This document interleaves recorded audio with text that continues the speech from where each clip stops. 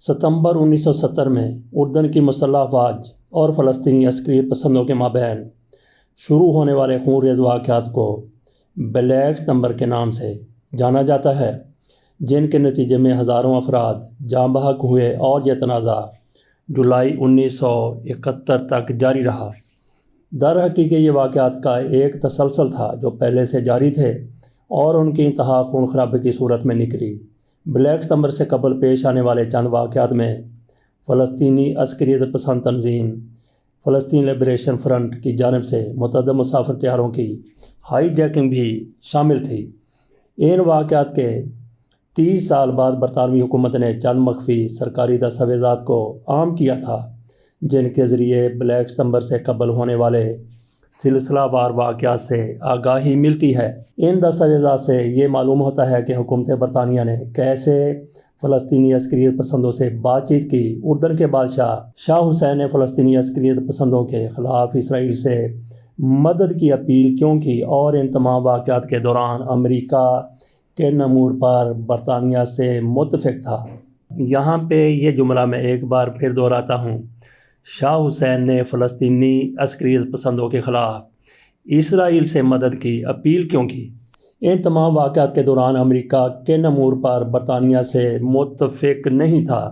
6 ستمبر 1970 کو فلسطین liberation front کے عسکریت پسندوں نے 4 مسافر طیاروں کو اغوا کیا اور جرمنی، سوئٹزرلینڈ اور اسرائیل میں زیر حراست اپنے ساتھیوں کی رہائی کا مطالبہ کیا۔ ان میں سے 2 طیاروں کو اردن کے ایک صحرا کے وسط میں واقع سابق آرمی ایئر فیلڈ، جسے ڈاسن ایئر فیلڈ کے نام سے جانا جاتا ہے، اس میں کھڑا کر دیا گیا۔ تیسرے طیارے کے عملے اور مسافروں کو رہائی کے بعد مصر کے دارالحکومت قاہرہ میں دھماکہ خیز مواد سے اڑا دیا گیا۔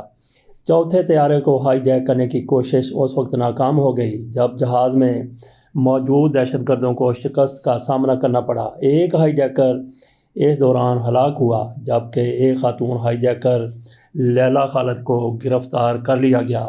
ہائی جیکنگ کی ناکام کوشش کے فوراً بعد اس مسافر طیارے کو قریب ترین واقع لندن کے ہیتھرو ایئرپورٹ کی جانب موڑ دیا گیا۔ لیلا خالد چوتھے طیارے کو اغوا کرنے والی 2 رکنی ٹیم کی سرگنا تھی اور طیارہ برطانیہ پہنچنے پر انہیں حراست میں لے لیا گیا۔ لیلا خالد کی لندن میں موجودگی نے برطانیہ کو ایک بڑے بین الاقوامی بحران سے دوچار کر دیا تھا۔ حکومتیں عموماً دہشت گردوں کے مطالبات ماننے سے انکار کر دیتی ہیں۔ برطانیہ نے ٹوکیو میں بین الاقوامی کنونشن کے تحت 1963 میں کسی بھی طرح کے ہائی جیکرز کے ساتھ ان کے مطالبات پر گفت و شنید نہ کرنے کا عہد کیا تھا، تاہم 1970 میں اس عہد کو نظر انداز کرنا پڑا۔ لیلا خالد کی گرفتاری کے بعد فلسطین لبریشن فرنٹ نے لیلا خالد کے ساتھ ساتھ چند دیگر عسکریت پسندوں کی رہائی کا مطالبہ کر دیا اور مطالبات پورے کروانے کی غرض سے چند روز بعد ہی بمبئی سے بیروت جانے والے ایک مسافر طیارے کو ہائی جیک کر لیا گیا۔ عسکریت پسندوں نے اس طیارے پر سوار 300 سے زائد مسافروں کو یرغمال بنا لیا۔ مسافروں میں 65 برطانوی شہری بھی شامل تھے۔ اس حوالے سے منظر عام پر لائی جانے والی دستاویزات، برطانوی کابینہ میٹنگ کی سمریاں اس واقعے کے پس منظر میں اس وقت کی برطانوی حکومت کو درپیش الجھن کا خلاصہ کرتی ہیں۔ دستاویز میں لکھا ہے کہ کابینہ کو ایک مشکل اور پیچیدہ فیصلے کا سامنا ہے۔ لیلا خالد نامی خاتون کو برطانیہ میں زیر حراست رکھا گیا ہے اور عسکریت پسندوں کی جانب سے پیش کیے جانے والے مطالبات میں سر فہرست لیلا کی رہائی ہے۔ عسکریت پسندوں نے برطانوی حکومت کو 72 گھنٹوں کا الٹیمیٹم دیا۔ ان کی جانب سے دیے جانے والے اس وقت کے دوران برطانوی عہدیداروں کو یہ سوچنے کا موقع ملا کہ اگر لیلا کو رہا کیا جاتا ہے تو درپیش صورتحال میں اس کے کیا کیا ممکنہ مضمرات یا فوائد ہو سکتے ہیں۔ منظر عام پر لائی گئی دستاویزات میں لکھا ہے، اس وقت کی برطانوی حکومت کے عہدیداروں نے لیلا کو رہا کرنے کے فوائد اور نقصانات کا احاطہ کچھ یوں کیا۔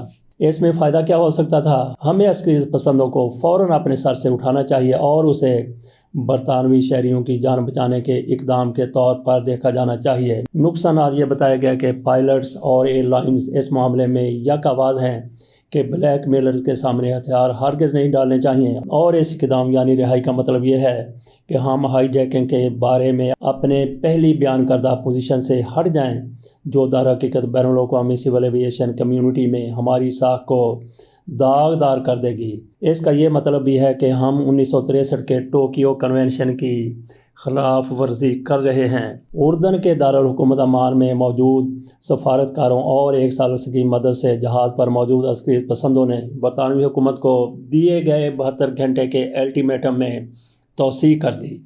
برطانوی حکومت یہ نتیجہ پہلے ہی اخذ کر چکی تھی کہ لین دین کے بغیر یرغمالی مسافروں کا بچاؤ ممکن نہیں ہے، اور اسی سوچ کے تحت برطانیہ نے اپنے سرکاری اور خفیہ چینلز کے ذریعے پس پردہ اغوا کاروں کے ساتھ بات چیت کا آغاز کر دیا۔ اس بحران کے شروع ہونے کے 6 دن بعد مذاکرات کاروں کو کچھ ابتدائی کامیابی ملی، اور ہائی جیکرز نے چند یرغمالی، جن میں زیادہ تر خواتین اور بچے تھے، غیر مشروط طور پر رہا کر دیے۔ مگر وقت کے ساتھ اغوا کاروں کے صبر کا پیمانہ بھی لبریز ہونے لگا، اور 12 ستمبر کو انتباہی اشارے کے طور پر طیارے میں چھوٹا دھماکہ کیا گیا۔ دنیا بھر میں ٹیلی ویژن پر دیکھے جانے والے اغوا کاروں کے اس عمل نے عمان میں موجود برطانوی عہدیداروں کو عسکریت پسندوں کے ارادوں کی سنگینی اور اردن کے شاہ حسین کو ان سے درپیش خطرات کی یاد دہانی کروا دی۔ اس کے بعد عمان اور لندن میں برطانوی سفیروں کے مابین پریشانی کے عالم میں کیے جانے والے رابطوں کا سلسلہ شروع ہو گیا۔ عمان سے بھیجے جانے والے ٹیلی گرام پیغام میں کہا گیا، فلسطین کی آزادی کے لیے سرگرم عمل پاپولر فرنٹ سے تعلق رکھنے والے چند افراد کا، جو غیر ذمہ داری اور تشدد کرنے کی صلاحیت کے حامل ہیں، خیال ہے کہ ہم لیلا خالد کو رہا نہیں کریں گے۔ انہوں نے ہمیں ایک رابطہ کار کے ذریعے آگاہ کیا ہے کہ اگر ہم آئندہ چند گھنٹوں میں لیلا کی رہائی کی یقین دہانی نہیں کرواتے تو بہت خطرناک رد عمل ہو سکتا ہے، کچھ بہت ہی خطرناک۔ یہ لوگ اس بات کی مکمل صلاحیت رکھتے ہیں کہ وہ یرغمالیوں کو ہلاک کر دیں۔ یہ ہائی جیکنگ اردن میں بڑھتے ہوئے تشدد کے خلاف بھی ہوئی، جہاں فلسطین لبریشن فرنٹ کے مسلح افراد شاہ حسین کی حکومت اور ملک کی فوج کے لیے ایک چیلنج تھے۔ انہوں نے دعویٰ کیا کہ شاہ حسین نے ابتدائی طور پر انہیں یعنی لبریشن فرنٹ کو پناہ فراہم کی، تاہم بعد ازاں اسرائیل پر حملہ کرنے میں شاہ حسین نے ان کی کوئی خاص مدد نہیں کی۔ شام کی حکومت پہلے ہی عسکریت پسندوں کی حمایت کر رہی تھی۔ اس ہائی جیکنگ نے پہلے سے بھڑکتی آگ کے لیے تیل کا کام کیا۔ شام ان فلسطینی تنظیموں کی حمایت کر رہا تھا جو اردن کے کچھ حصوں پر اپنا کنٹرول جمانے میں کامیاب ہو گئی تھیں، تاہم بعد ازاں اردن کی فوج ان تنظیموں کے اڈوں کو تباہ کرنے میں کامیاب ہو گئی، اور اس دوران پیش آنے والے واقعات کو بعد میں بلیک ستمبر کے واقعات کے نام سے جانا جانے لگا۔ برطانوی وزیر اعظم ایڈورڈ ہیتھ نے بالآخر اتفاق کیا کہ برطانیہ کے پاس لیلا خالد کو رہا کرنے کے سوا اور کوئی چارہ نہیں تھا۔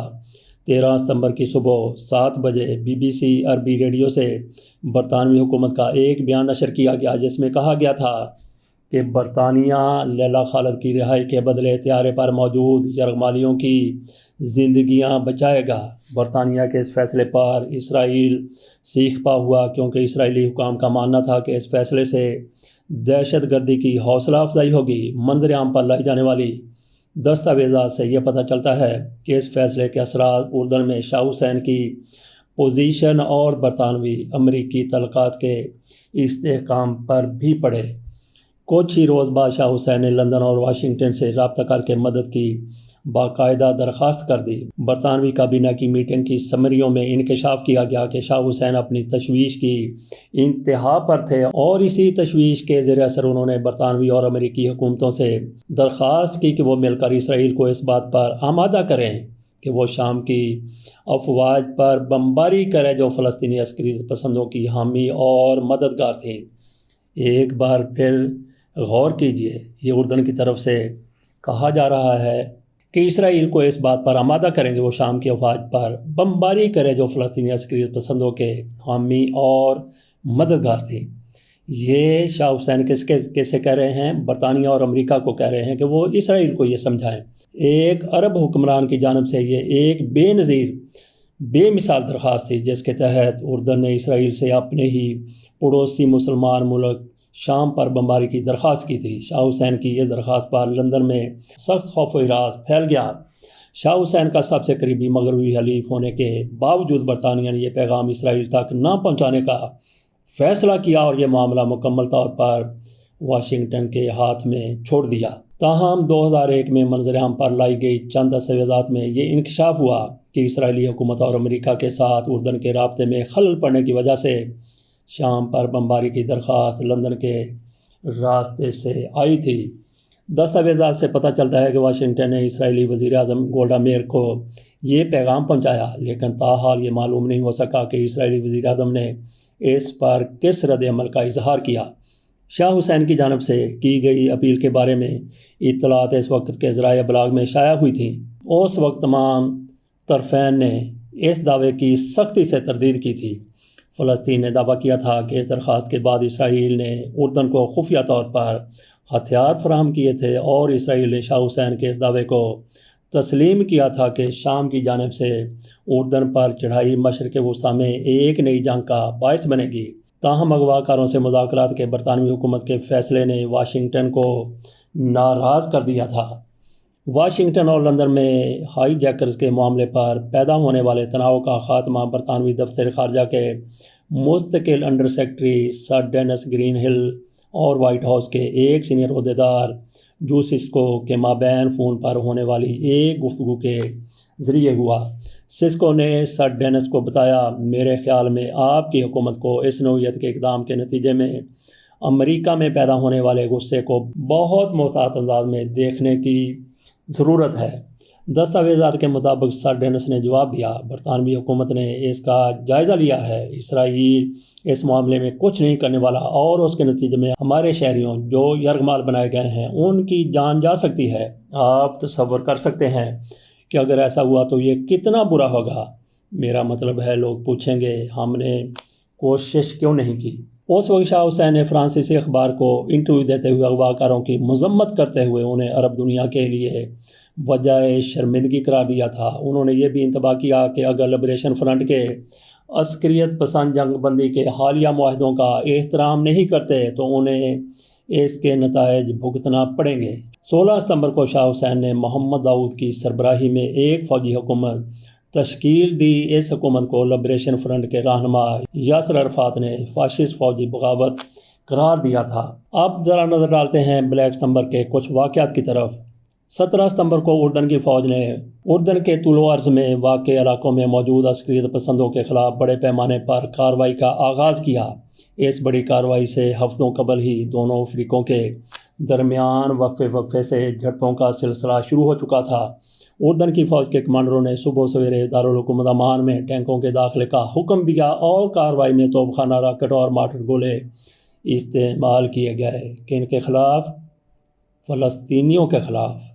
اردن کے شہر زرقہ میں جو ملک کے شمال میں سپلائی کے راستوں کو کنٹرول کرتا ہے، زبردست لڑائی دیکھنے میں آئی۔ لڑائی کے دوران دونوں جانب سے اپنی اپنی فتح کے متضاد دعوے ہوتے رہے۔ عمان ریڈیو کے ذریعے بتایا گیا کہ اردن کی فوج دارالحکومت کے 3/4 علاقوں پر کنٹرول حاصل کر چکی ہے، جبکہ فلسطینی ذرائع نے دعوے کیے کہ عسکریت پسندوں کا پورے شہر پر کنٹرول ہو چکا ہے۔ عمان کے ہوائی اڈے اور ملک کی سرحدیں بند کر دی گئیں اور مواصلات کے نظام میں خلل ڈالا گیا۔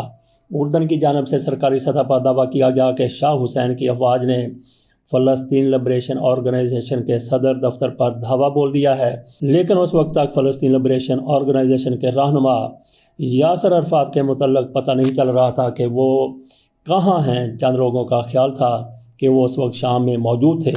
لڑائی شروع ہونے کے چند روز بعد شامی افواج نے بھی مداخلت کی کوشش کی، تاہم اردن کی فوج کے ہاتھوں بھاری نقصان اٹھانے کے بعد 24 ستمبر کو شام نے اپنی افواج کو اگلے محاذوں سے ہٹا لیا۔ اس صورتحال کے بارے میں امریکی پوزیشن یہ تھی کہ اس وقت کے امریکی وزیر دفاع میلون لیڈ نے اعلان کیا کہ اگر ضرورت پڑی تو امریکہ اردن میں موجود اپنے تمام 300 شہریوں کو ملک سے نکال لے گا۔ انہوں نے یہ اندیا بھی دیا کہ اگر حالات مزید خراب ہوئے تو امریکہ شاہ حسین کی حکومت کو فوجی مدد فراہم کر سکتا ہے، اور کہا کہ 6th فلیٹ امریکی بحری بیڑا کے کچھ یونٹ اس علاقے کے قریب پہنچ چکے ہیں۔ یہ 6واں بحری بیڑا ہے اور ایک بیڑا پاکستان کے لیے بھی امریکہ سے روانہ ہوا تھا، اس کو 7واں بحری بیڑا کہا جاتا ہے۔ 2 ہفتے بعد لیلا خالد اور سوئٹزرلینڈ اور جرمنی میں قید 6 دیگر فلسطینی عسکریت پسندوں کے بدلے طیارے پر موجود تمام یرغمالیوں کا بحفاظت تبادلہ ہوا۔ 27 ستمبر کو اردن کے شاہ حسین اور PLO رہنما یاسر عرفات نے 10 دن کی تلخ کشمکش کے بعد جنگ بندی کے معاہدے پر دستخط کیے۔ اس معاہدے پر مصر کے دارالحکومت قاہرہ میں بلائے گئے ایک ہنگامی سربراہی اجلاس کے دوران دستخط ہوئے۔ معاہدے کے تحت فوری طور پر جنگ بندی اور اردن کے تمام شہروں سے افواج کا مکمل انخلاء کیا گیا۔ اس معاہدے پر اردن اور فلسطین کے علاوہ دوسرے عرب ممالک کے 8 رہنماؤں نے بھی سائن کیے تھے۔ ان رہنماؤں کو مصر کے سابق صدر جمال عبد الناصر نے بحران کے جلد از جلد حل کے لیے مدعو کیا تھا۔ اگرچہ برطانیہ نے شاہ حسین کے حق میں مداخلت نہ کرنے کا انتخاب کیا تھا، تاہم اس دوران پیش آنے والے واقعات شاہ حسین کے حق میں گئے اور ان کی فوج نے فلسطینی عسکریت پسندوں کے خلاف بعد میں کامیاب مہم چلائی۔ بلیک ستمبر کے واقعات میں ہمارے جنرل ضیاء الحق کا نام بھی آتا ہے، جب وہ اردن میں ڈیپوٹیشن پر تھے اور وہ بریگیڈیئر تھے۔ اس پر انشاءاللہ الگ سے گفتگو کریں گے۔ اجازت دیجیے، اللہ حافظ۔